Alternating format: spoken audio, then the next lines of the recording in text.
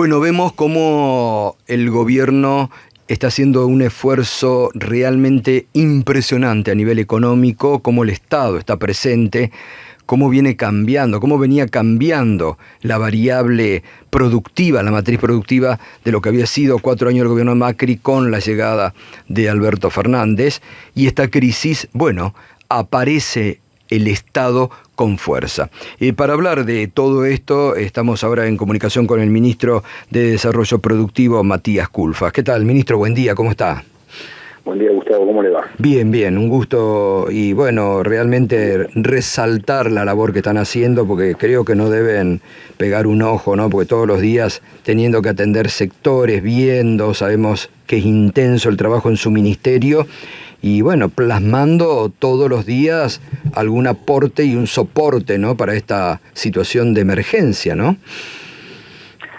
Sí, el objetivo central, lo venimos remarcando, Gustavo, es preservar el empleo, preservar ingresos en un momento muy difícil, una crisis completamente distinta a todo lo que hemos conocido con anterioridad. Estamos hablando de la necesidad, la obligación de una cuarentena, con lo cual esto reduce fuertemente la actividad económica, productiva, de servicios.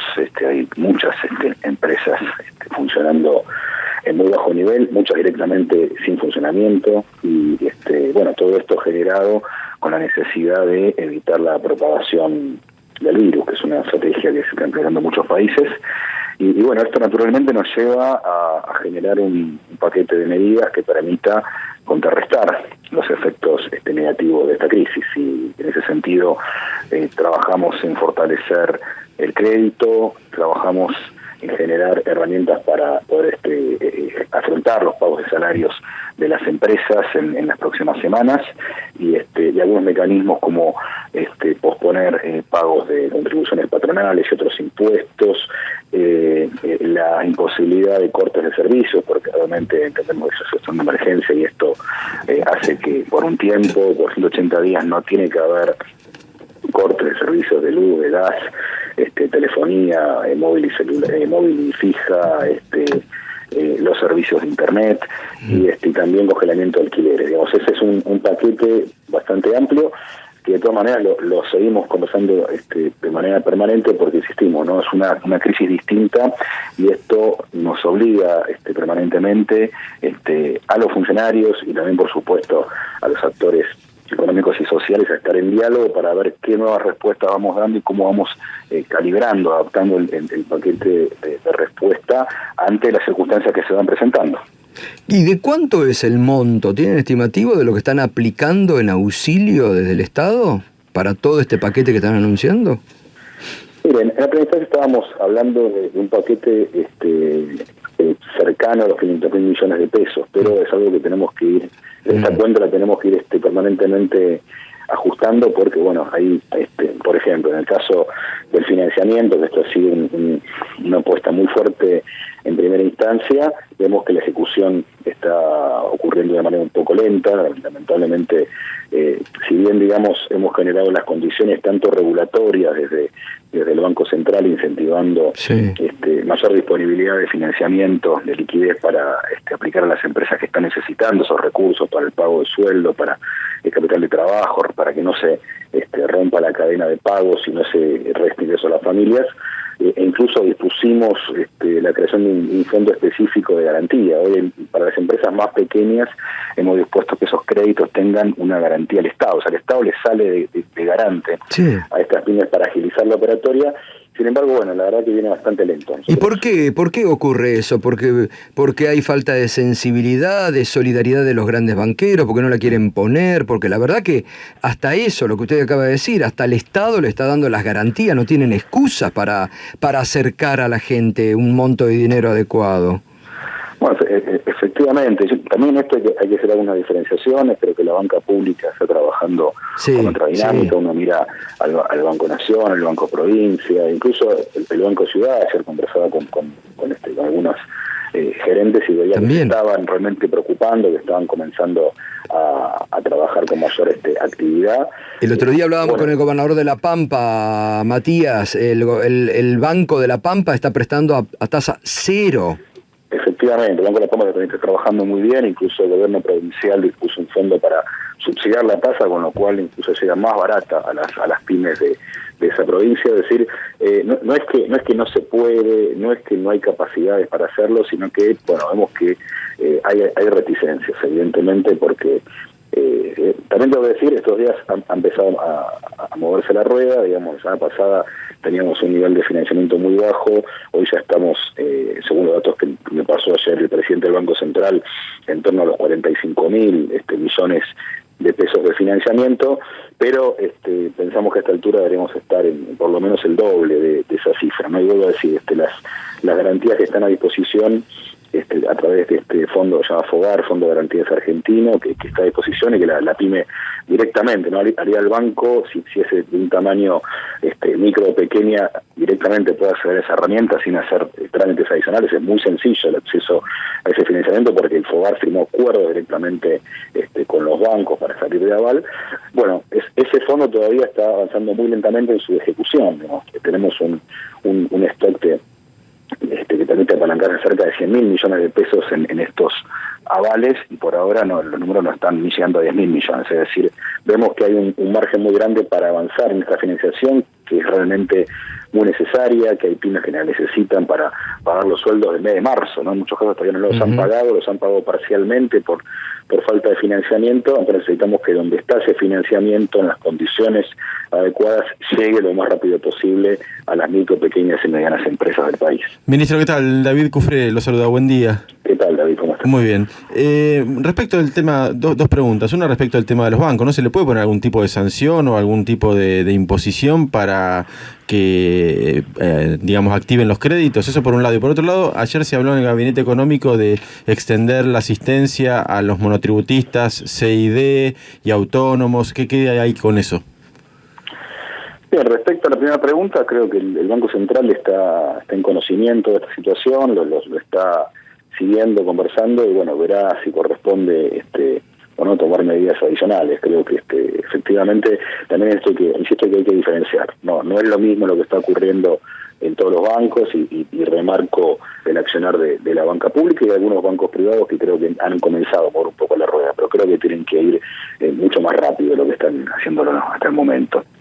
Y respecto a la segunda pregunta, David, mirá, estamos con esa preocupación respecto a lo que ocurre con monotributistas, con autónomos, con profesionales, ¿no? Que en muchos casos están sin funcionamiento, sin ingresos o con bajos niveles de ingresos, ¿no? Porque naturalmente la cuarentena restringe severamente la posibilidad en muchos casos de atender sus negocios, asuntos o su actividad profesional. Así que lo estamos analizando y estamos pensando algún paquete de medidas que seguramente en los próximos días van a ser anunciadas.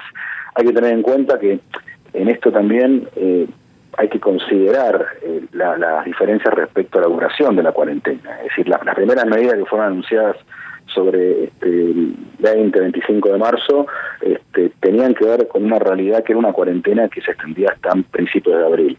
En segundo lugar, bueno, se extendió hasta después de Semana Santa, y ahora lo que vemos es un mes de abril completo donde, insisto, ¿no? Un poco más de la mitad de la actividad económica productiva del país está virtualmente paralizada o con muy bajo nivel de funcionamiento. Solo está funcionando de manera relativamente normal la industria de alimentación, de salud, equipamiento médico, los supermercados, los comercios de proximidad, y algunas actividades que se han ido rehabilitando, pero insisto, con niveles relativamente bajos, ¿no? Con lo cual el nivel de afectación es significativo, y son cosas que estamos discutiendo en el Gabinete Económico con la idea de generar algunos mecanismos de asistencia adicional que a lo mejor en un escenario donde la cuarentena era más corta, por ahí no era necesario tomar medidas adicionales o eran medidas por ahí más puntuales. Ahora creemos que tenemos que revisar en función justamente de cómo se ha extendido esta cuarentena, justamente por las necesidades que ha planteado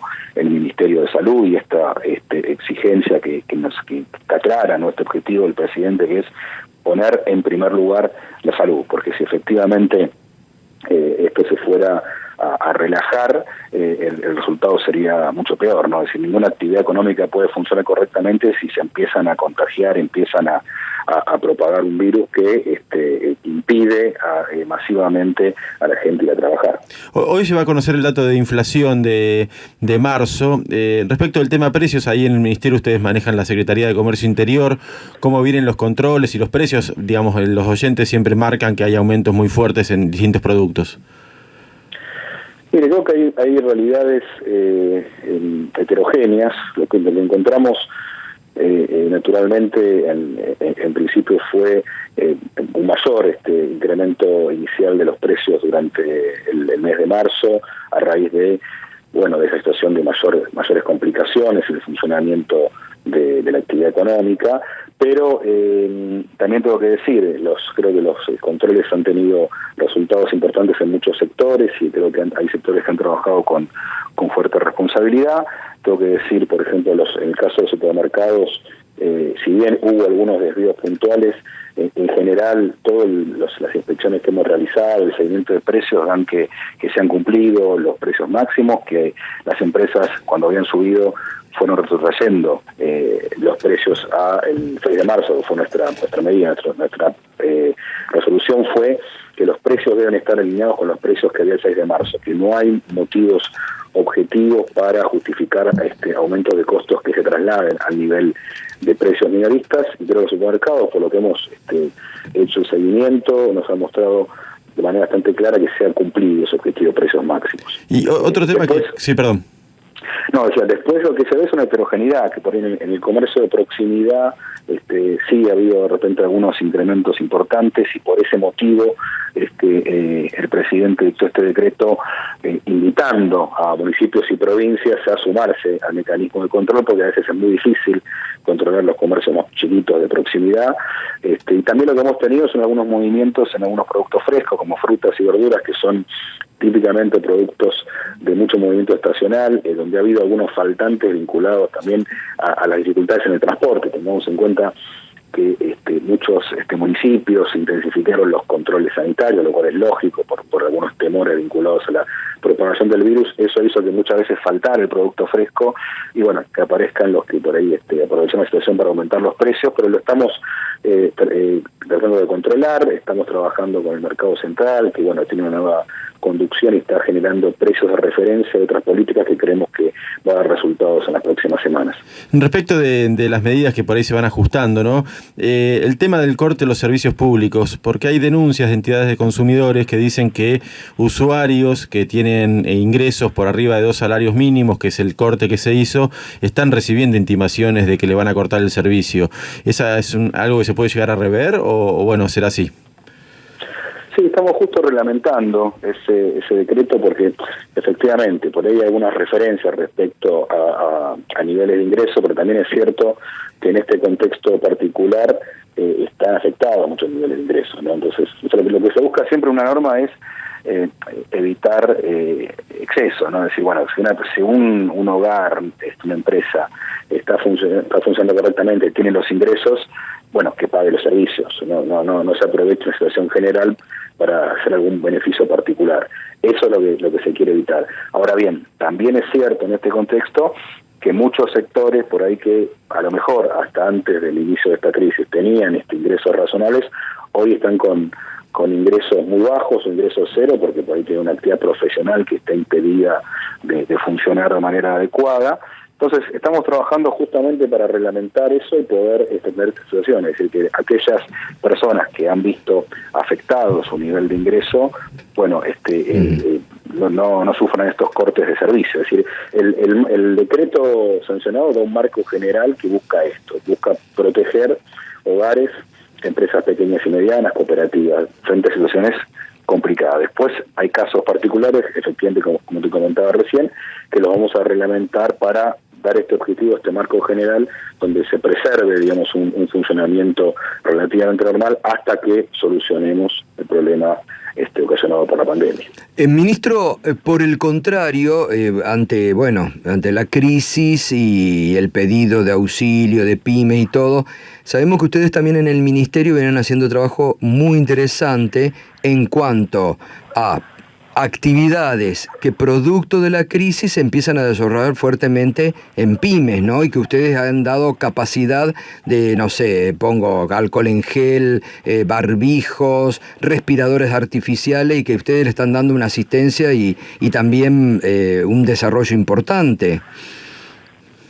Sí, así es, Gustavo. Estamos con un programa específico de apoyo a toda la industria de equipamiento médico, insumos, justamente para generar una oferta nacional, pyme, de productos que se pueden hacer en el país, que se vienen haciendo en algunos casos y también aportando justamente a la calidad y a generar proyectos nuevos. Estamos trabajando también en ese sentido con el Ministerio de Ciencia y Tecnología en conjunto, claro, porque hay muchos proyectos de investigación aplicada, innovativos, sumamente interesantes que a lo mejor en este momento con un empujón adicional, con financiamiento, con un apoyo técnico, pueden despegar rápidamente. Y que van a quedar, ¿no? Sí, por supuesto. Esto y también con el sistema productivo existente, ¿no? Exacto. Como el caso de la empresa, hay una empresa en Córdoba, se llama Tecnet, que produce respiradores y realmente son de muy buena calidad. Y estamos también trabajando con ellos para justamente fortalecer la producción, el financiamiento y que puedan abastecer una demanda mayor. Y la verdad que vale la pena destacar y agradecer a esa empresa porque está trabajando en un ritmo muy veloz, poniendo toda su capacidad, y la verdad que son un sector que está apoyando muchísimo, no al gobierno, sino a la Argentina, ¿no? Y totalmente. Esta cruzada contra el coronavirus. Ministro, la última de mi parte. El impuesto a las grandes fortunas, ¿cuál es su opinión? ¿Cómo imagina que puede pasar? Mira, yo todavía no he tomado un contacto directo con la iniciativa, no lo he visto en detalle. Me parece que es un tema importante para discutir, tanto en un marco general, de decir, a ver cómo se financia la política pública, dónde hay que poner más el énfasis, si en las grandes fortunas o en los impuestos a la producción. Uno piensa por ahí que es más importante que la producción tenga mayores capacidades para desarrollarse, que haya incentivos a la inversión productiva. Y en sentido, un impuesto a la riqueza puede significar un incentivo a invertir más en la producción y menos a una acumulación de tipo personal. Pero son temas que creo que hay que analizarlos con detalle y más aún en este momento que es sumamente importante, ¿no? Contar con recursos adicionales de la mejor manera posible, con el mayor consenso posible, para justamente afrontar una situación tan difícil como la que vive la Argentina y la que viven, diría, la mayoría de los países del mundo. Bien, ministro, gracias. La verdad que es muy importante en estos temas escucharlo y sobre todo comunicar, ¿no? La labor que están realizando, que es muy, muy importante. Fuerte abrazo, que tenga buen día. Un abrazo, gracias. Hasta luego. Matías Culfas, ministro de la Producción,